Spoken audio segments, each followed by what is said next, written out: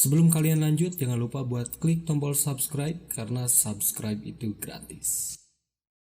Dan selamat datang di The Podcast.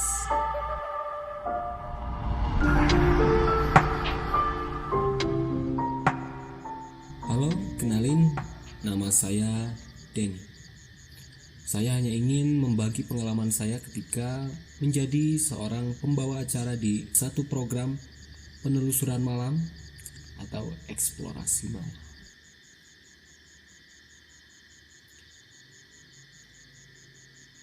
Di malam yang pertama kali saya mengeksplor satu tempat, perasaan saya sangat campur aduk antara takut dan rasa penasaran akan mitos-mitos yang sering saya dengar tentang keberadaan makhluk tak kasat. Langkah pertama saat saya melangkahkan kaki ke tempat eksplorasi, langkah saya diikuti hembusan angin yang cukup lumayan kencang. Tapi saya tidak terlalu menghiraukan hal tersebut untuk mengurangi rasa takut saya. Ya, saya hanya bisa berkata dalam hati jika di tempat tersebut tidak akan terjadi apapun yang tidak saya inginkan. Tidak terasa, saya pun sudah berada di tempat utama untuk melaksanakan eksplorasi malam. Hati dan pikiran saya semakin tidak karuan. Kedatangan saya seperti disambut makhluk-makhluk itu. Seperti ada cahaya yang terus mengikuti langkah saya. Dan seperti ada suara sayup. Suara sayup perempuan yang terus mentertawakan saya. Tidak bisa dipungkiri, perasaan saya pada malam itu sangat takut, setakut-takutnya. Ya, karena posisi saya hanya berdua dengan rekan saya. Tidak hanya gangguan itu saja. Saya seperti melihat bayangan, seperti sosok anak kecil yang asik sedang berlarian di samping danau tempat saya ekspedisi malam. Saya seperti terhipnotis untuk terus memperhatikan sosok tersebut. Saya sangat terkejut ketika sosok anak kecil itu memandang ke arah saya dengan sorot mata yang tajam. Matanya bercahaya, hijau menyala. Dalam kondisi ketakutan, saya memberanikan diri untuk mengejar sosok itu. Tapi sialnya, ketika saya sedang berlari, kamera yang saya pegang mendadak jatuh dan tenggelam ke dalam danau. Alhasil, sosok itu pun pergi entah kemana. Tapi saya sedikit merasa lega karena kamera saya berhasil saya temukan dan tidak terjadi kerusakan sedikit pun terhadap kamera saya. Meskipun saya sangat kecewa kehilangan sosok anak kecil itu. Saya pun terus berjalan untuk terus mengeksplorasi tempat tersebut. Dengan perasaan yang makin tidak karuan, saya terus memandangi sekeliling untuk memastikan bahwa sosok anak kecil yang tadi saya temui masih berada di tempat tersebut. Tidak disangka, ketika saya sedang menelusuri danau itu, hujan pun turun. Tapi untungnya hujan tidak terlalu deras. Gerimis, tapi membuat badan saya lumayan basah kuyup. Untungnya dari kejauhan saya melihat ada bangunan kecil yang menurut saya cocok untuk saya pakai berteduh dan menunggu hujan tersebut reda. Makhluk-makhluk di tempat itu seperti menginginkan saya untuk segera pergi dari tempat itu. Ketika saya berlari untuk mendekati tempat tersebut,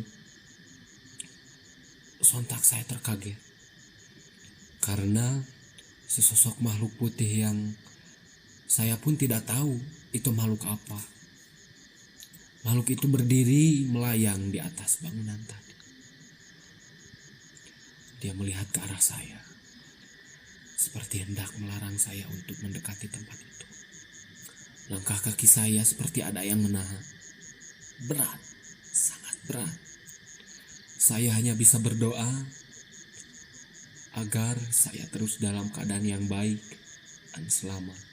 Dengan langkah kaki yang sedikit lunglai, saya terus mendekati bangunan itu yang mungkin hanya mempunyai lebar sekitar 1 kali 1 meter. Dengan harapan saya bisa beristirahat sejenak dan hujan cepat reda. Dengan pakaian yang sudah basah kuyup, tadinya saya mau minum, tapi saya terlupa kalau tas yang berisikan air dan makanan yang sudah saya siapkan malah saya titipkan kepada rekan satu tim yang kebetulan bertugas untuk memantau kegiatan saya. Tadinya saya mau ambil, cuman saya tidak tahu posisi teman saya di mana. Dan juga mungkin jarak yang terlalu jauh. Tadinya saya mau hubungin rekan saya pakai handphone, cuman gak ada signal. Mau pakai handy talkie juga gak bisa dipakai, baterainya habis. Di situ saya hanya bisa berharap agar hujan cepat reda, supaya kami bisa segera bergabung dengan tim yang lain. Capek. Posisi saya memang sangat capek. Saya ketakutan, badan saya sudah basah kuyup. Tapi dari balik bangunan tempat saya berteduh, terdengar seperti suara kakek-kakek menyuruh kita untuk pergi dari tempat itu. Balik! Ya, seperti itulah yang kami dengar. Saya dan rekan saya sangat kaget mendengar hal tersebut, karena malam itu hanya kami berdua yang berada di tempat itu. Kami pun sangat panik, ditambah hujan malah tambah deras. Saya sangat merasa lemas, apalagi kondisi tenggorokan saya yang kering membuat saya sangat marah. Saya sempat melontarkan ucapan sumpah serapah dari mulut saya. Tapi teman saya bilang itu tidak ada gunanya. Yang ada hanya menguras tenaga saja. Karena lebih baik kita menyimpan tenaga kita untuk kembali pulang menyusul tim yang lain. Tak terasa, waktu sudah menunjukkan pukul 12 malam lebih 46 menit. Syukurnya hujan sedikit reda.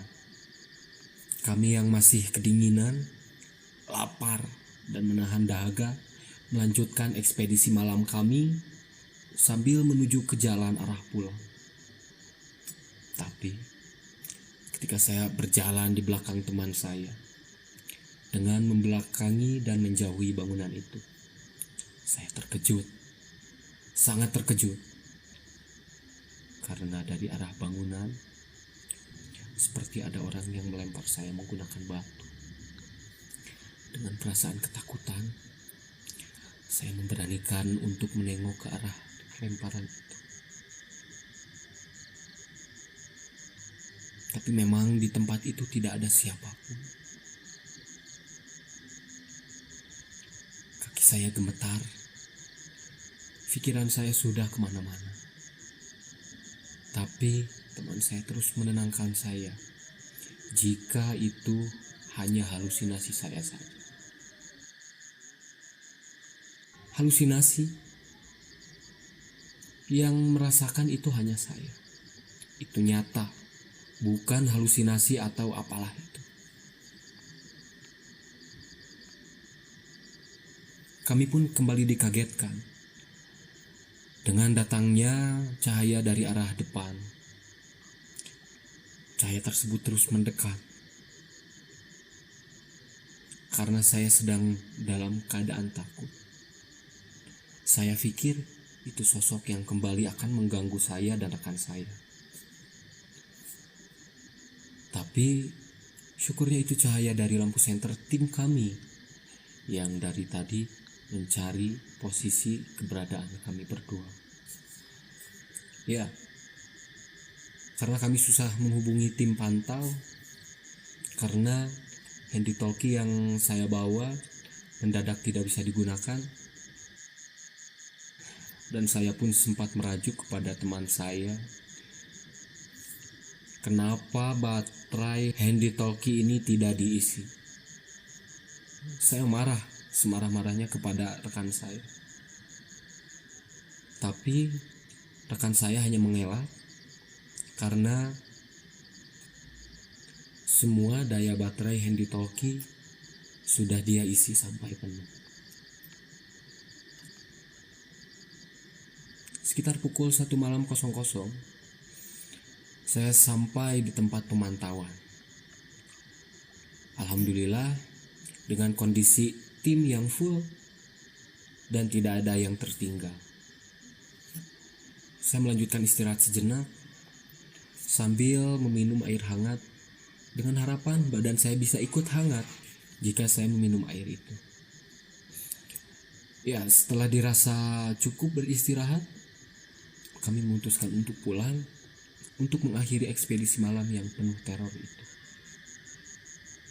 Saya dan tim merasa kaget karena di balik pohon puspa,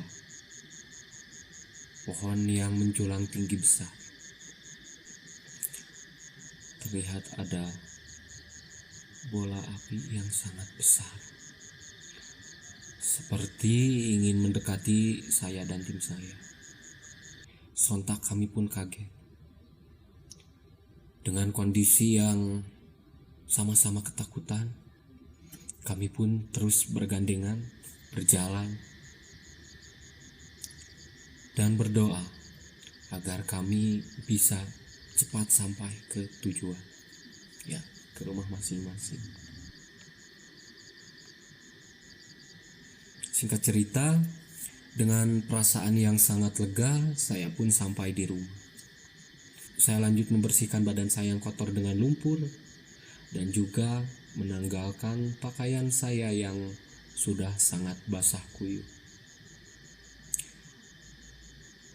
Anehnya, ketika saya sedang bersih-bersih di kamar mandi, terdengar seperti ada langkah kaki yang mondar-mandir dari arah ruang tengah rumah saya. Saya pikir mungkin itu ibu atau bapak saya yang kebangun. Alangkah kagetnya saya. Dengan rasa penasaran bercampur rasa ketakutan,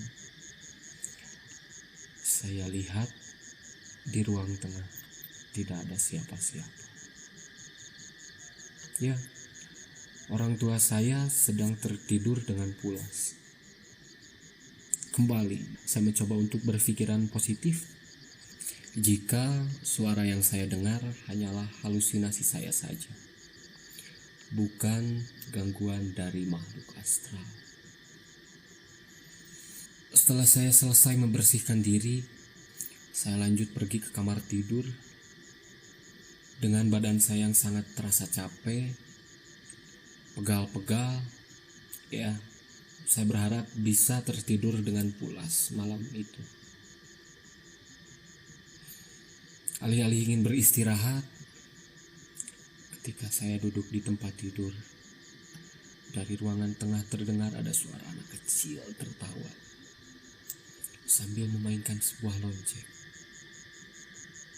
Padahal di rumah saya tidak ada anak kecil. Kucing di rumah pun tidak saya pasangkan kalung lonceng.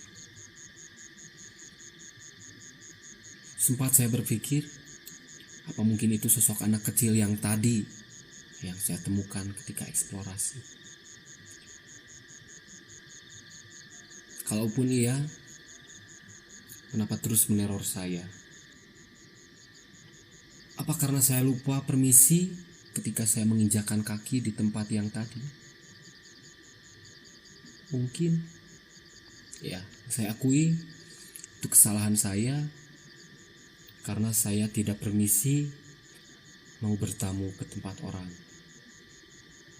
Saya hanya terheran dan ketakutan. Saya berusaha menutup mata untuk beristirahat, untuk tidur. Tapi hasilnya nihil.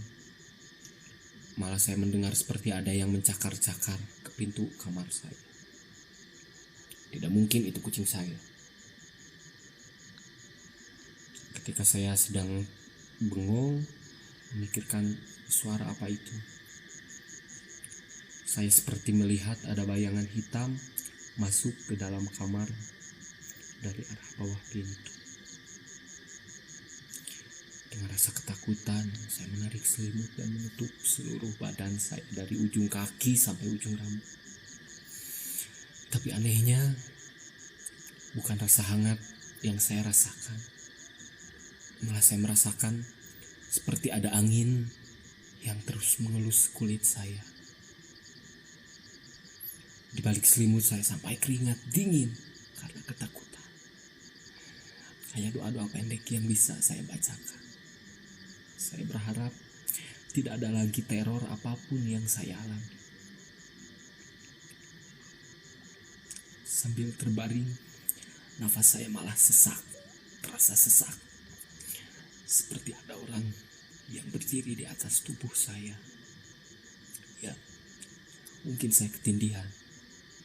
Karena badan saya susah untuk digerakkan. Mau teriak pun susahnya minta ampun. Saya malah tambah ketakutan. Karena mitosnya kalau kita ketindihan itu pertanda ada makhluk astral di atas tubuh kita. Dan mereka mencoba untuk merasuki tubuh saya. Entah karena saya sudah sangat capek, saya pun tertidur. Tapi anehnya, di dalam mimpi kembali saya melihat sosok anak kecil yang saya lihat waktu saya eksplorasi. Tetapi dengan keadaan yang jauh berbeda seperti yang tadi saya lihat. Karena di dalam mimpi saya, anak itu sangat bersih, terlihat sangat terawat. Ya, dia seperti ingin mengajak saya bermain. Tangan saya ditarik untuk terus berlarian bersamanya. Saya hanya tersenyum seperti orang yang bahagia. Tapi alangkah kagetnya saya melihat diri saya sendiri yang sedang terbengong waktu melihat sosok anak kecil hitam yang saya lihat ketika eksplorasi. Saya berlari bersamaan dengan anak kecil yang terus menarik tangan saya. Entah mau dibawa kemana saya oleh anak kecil itu. Tapi ketika saya sedang melewati tempat waktu kamera saya terjatuh ke dalam danau. Dari arah berlawanan, ada orang yang menarik tangan saya. Saya terkaget karena saya melihat sosok kakek tua memakai pakaian serba putih dengan udeng kain sorban di atas kepalanya. Kakek itu tidak bilang apa-apa. Kakek itu hanya menyuruh saya untuk pulang. Seperti suara yang saya dengar di balik bangunan tadi. Bangunan tempat saya berteduh. Dengan nafas yang tidak teratur, saya terbangun. Saya hanya bisa bengong dan mengingat kejadian yang saya alami sewaktu saya melakukan ekspedisi malam. Dari mimpi tersebut, saya berpikir kalau saja waktu eksplorasi kamera saya tidak terjatuh dan saya terus mengikuti bayangan anak kecil hitam tadi, mungkin sudah terjadi sesuatu kepada saya.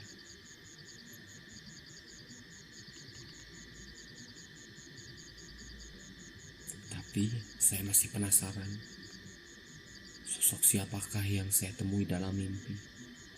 Dan kenapa suara yang saya dengar di balik bangunan sama seperti yang dia ucapkan? Ya teman-teman, terima kasih banyak udah mendengarkan cerita saya di episode kali ini.